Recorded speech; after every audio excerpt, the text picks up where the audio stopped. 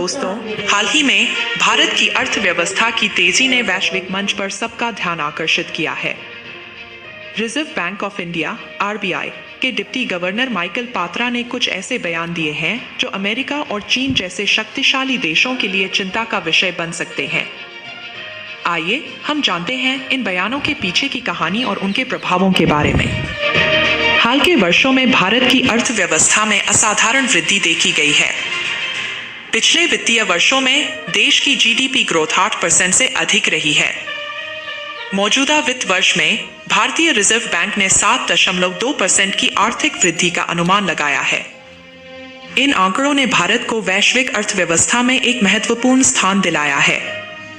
हाल ही में reserve bank of India के deputy governor Michael Patra ने एक कार्यक्रम में यह कहा कि भारत को दुनिया की दूसरी सबसे बड़ी अर्थव्यवस्था बनने के लिए 2048 तक इंतजार नहीं करना पड़ेगा।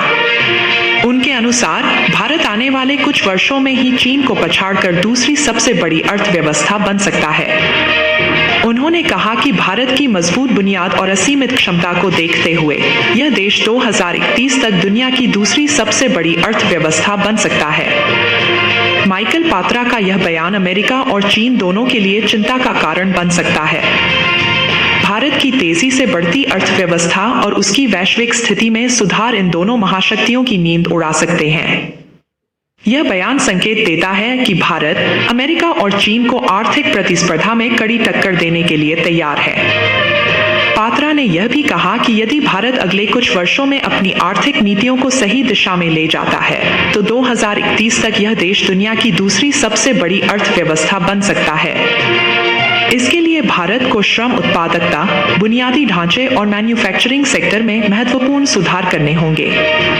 उन्होंने आगे कहा कि भारत 2060 तक दुनिया की सबसे बड़ी अर्थव्यवस्था भी बन सकता है। इस लक्ष्य को प्राप्त करने के लिए भारत को अपने आर्थिक सुधारों को और तेज करना होगा और कई चुनौतियों का सामना करना होगा। माइकल पात्रा ने यह भी कहा कि वर्तमान विनिमय दरें अस्थिरता के दौर से गुजर रही हैं, इसलिए राष्ट्रीय मुद्राओं में मापी गई जीडीपी की तुलना अन्य देशों से नहीं की जा सकती।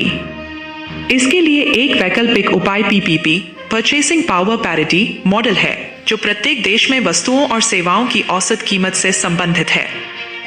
पीपीपी के आधार पर तुलना करने पर भारत दुनिया की तीसरी सबसे बड़ी अर्थव्यवस्था है। पात्रा ने भारतीय मुद्रा के संबंध में भी एक महत्वपूर्ण बयान दिया। उन्होंने कहा कि भारतीय मुद्रा इंटरनेशनल बनने की ओर अग्रसर है। इसके लिए भारत की महंगाई दर को वैश्विक महंगाई दर के अनुसार करना होगा। यदि ऐसा होता है तो भारतीय रुपया भी डॉलर की तरह एक अंतर्राष्ट्रीय पहचान बना सकता है।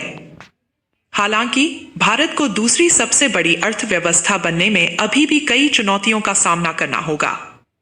इसमें श्रम उत्पादकता, बुनियादी ढांचे का विकास और मैन्युफैक्चरिंग